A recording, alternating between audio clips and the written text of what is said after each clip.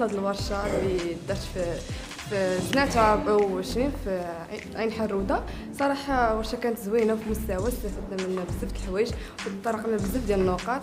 صراحه داكشي داز زوين، وصراحه اول مره غادي نجي وعجبني الحال. ان شاء الله تنظم عاوتاني نبقى نجي لها كل مره.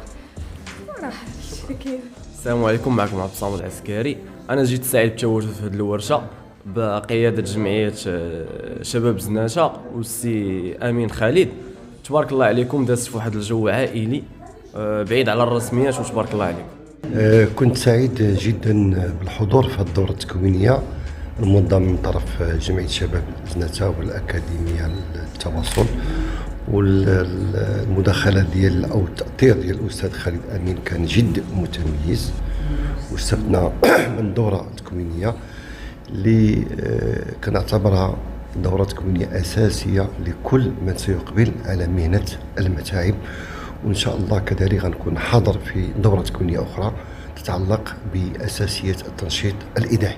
معكم طارق فجاج، مشارك المرة الثانية في هذه الدورة التكوينية في مجال السمعي اللابصري. كنبغي نشكر الأستاذ خالد أمين ونشكر الأستاذ جناح اللي خدينا من عنده بزاف ديال المعلومات. شفنا اليوم في الدورة هذه مع الأستاذ خالد أمين كيفية التصوير على البث المباشر على الهواء، التقنيات اللي خصنا ناخذوهم. هاد التقنيات غينفعونا بزاف في المسار ديالنا إن شاء الله باش نكونوا صحفيين. وشفنا كذلك مع الأستاذ جناح كيفية تكون عندك الكاريزما والشخصية بانك تكون صحافي ناجح. ماشي اي واحد صحافي راه عنده شخصيه وكاريزما، ضروري كيكون واحد الاختلافات. والحمد لله هذه الدوره هذه غتنفعنا بزاف في حياتنا، وشكرا بزاف مره اخرى. بسم الله الرحمن الرحيم. السلام عليكم. الفطيمي فاطمه الزهراء، نائبه رئيسه جمعيه خذ بيدي مرضى السرطان. كان لي الشرف اليوم الكبير انني نحضر للمره الثانيه في هذه الدوره التكوينيه اللي تم استضافتي ديالها من طرف السيد خالد الخموري والسيد خالد امين. وكان في هذا الورش كان في المستوى، وكان طريقة التواصل مع المستفيدين اللي حضروا لها طريقة متواضعة اللي تستطيع أي واحد يفهمها.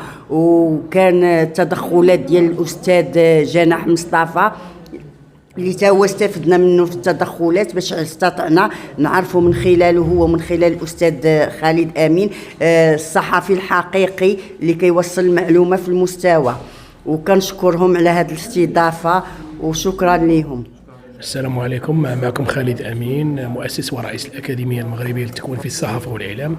اليوم قمنا بواحد الورشة تكوينية مع الجمعية زناتة برئاسة خليل الخموري، اللي كانت واحد الورشة تكوينية أكاديمية البث المباشر أو التصوير التلفزيوني المباشر.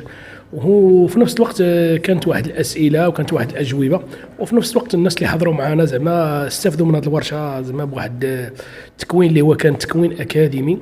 واللي بغيت نقول انا هذه الجمعيه اللي هي جمعيه زناتة اللي هي ناشطه ديما في جميع الورشات برئاسه السي خالد الخموري على هذه الورشات اللي كتقوم بها. وشكرا. كنشكركم على الحضور، كنشكروا الاستاذ امين، كنشكروا الاستاذ جناح.